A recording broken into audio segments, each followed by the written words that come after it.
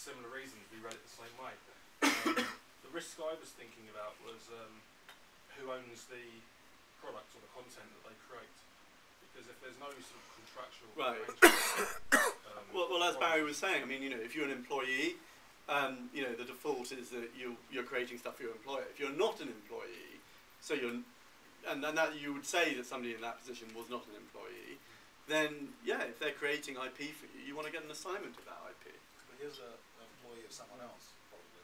Right. Well, in that case, and we've seen this recently in real life, that IP he's creating could belong to his employer. You know, if he's not a freelancer and he's actually employed by someone else to be a coder or something, or a designer or whatever it is, and he's doing this in his spare time, you've got to be very careful that his work doesn't belong to a third party. And in those circumstances, if you get, if it's peripheral to your investment, for example, your investors will probably say they want it rewritten. So it's a bit of a waste of time, frankly. Yeah. Lots more questions.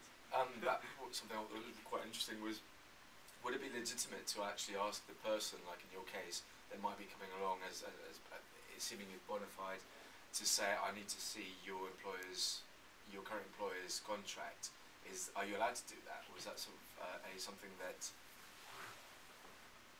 a contract between two people and not really for just anyone to look at, not scrutinise? You know, assure yourself. I mean, you know, well, what are you going to do? I mean, if they say no, you can't see it, and you can't satisfy yourself that the IP they create while they're working on your project is going to be yours, well, you know, you're not going to have them, are you? Isn't the question the clause that says any work, whether inside work or outside of work, would actually stand up in court? You know, I've had a look at this, and I think that actual clause has been ruled unconscionable in terms of not being, you know, the company cannot claim for stuff that's done outside of the work hours. Admittedly, I did actually change one of my contracts to say, you know, only IPR directly related to my current position was assigned to the company. You're right. I mean, I gave the Father Christmas letter example, didn't I? Right. So clearly, nobody in this room thinks that if you write that Santa Claus belongs to your employer. There are clauses out there that say that it does. That's obviously rubbish, isn't it? But there is a fine line. Okay, if you are some boffin that's in charge of coming up with fancy algorithms for Google, and in your spare time you're going home and coming up with fancy algorithms for yourself, I am not convinced that those algorithms that you've done for yourself don't belong to Google, right? It's, you know, so you can draw extremes and say that's clearly not the case. But the other thing one of the things I would draw out is bad behaviour.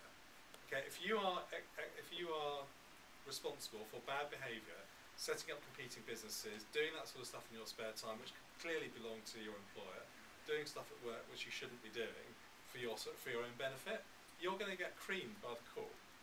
Yeah.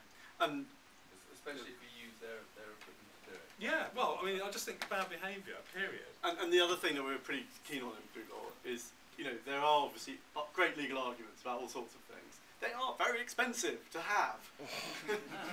You don't want to have them. You don't want to be pushing the boundaries of case law.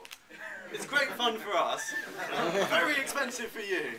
You can't afford it. As simple as that. One more complicated question. So, let's say, for the sake of the conversation, I work for a bank, and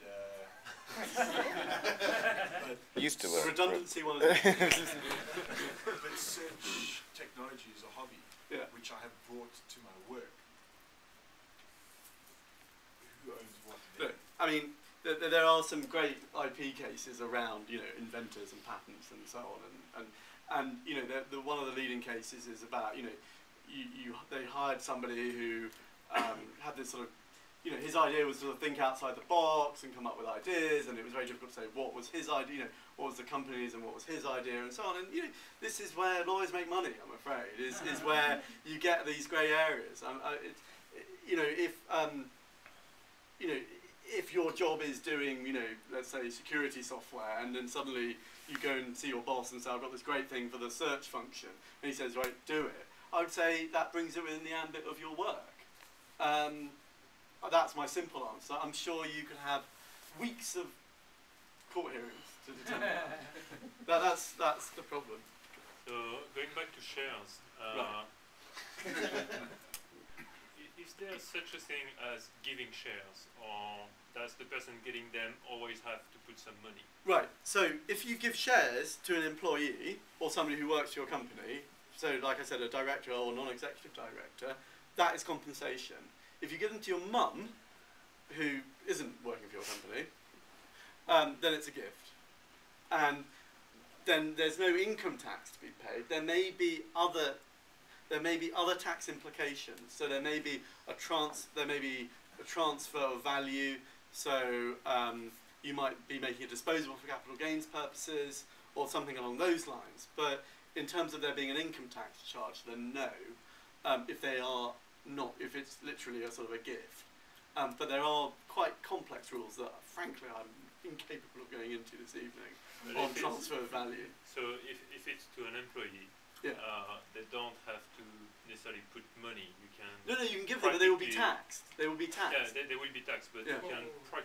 I mean, my guess is, if you give shares, they have a nominal value, whichever it is. Well, so how do you deal with that? If your question is, do you have to pay up a share? Yeah. The answer is, you don't have to pay up a share. You can issue a nil-paid share, but the point is that if the company then tanks and goes bust, when the liquidator is appointed, he will go out to get in all the assets that he can. And one of the assets that he will have will be the unpaid part of that share. So if they've all had them for nothing, so on the balance sheet, you've issued 100 shares, but they're showing 0 on the balance sheet for those shares. Yeah. Whoever owes money on those shares will have to pay up the value, the nominal value of that share, value, which the £1 that they owe. So basic rule, you have to pay at least nominal value. Nominal value. But the nominal value can be tiny compared to the economic value. Yeah. Yeah. But there's a. Yeah, but if you issue 25,000 shares, if you weren't aware of that fact, you issued 25,000 shares, somebody would be owing 25,000 quid if it went bust. If they're a pound each, if they're a penny each, then. Yeah, exactly.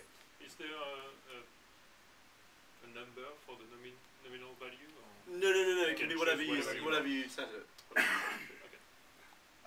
Just going back to interns, say you have a developer as an intern, and going back to assigning the IP, if you get them to sign a document that assigns the IP to your company, does there have to be an exchange? Do you have to pay them anything, or is there a nominal fee that you have to pay, or can it literally be like as an intern? Right. I mean, you can do it as a deed. You assign it as a deed when there doesn't need to be any consideration, i.e. value. You can do it for £1. Okay. If you want. But frankly, if your intern is creating IP that is valuable to you, you're a bit of a skinflint and you should be giving them something for it. Okay, I mean, I've got a couple more topics that I would have covered. I would have gone over, and I would have talked about restrictive covenants, which is like, be careful, they're complicated. That's a short version. I've written out some notes that I'll put on the website. They're an interesting topic. But I'm not going to go into it. Various people sort of said about minimum requirements for when you start up and start employing people. Do I need insurance? Yes, you do. You need to insure people against bodily injury or disease or illness. Disease? Topical. That they might catch through doing their job.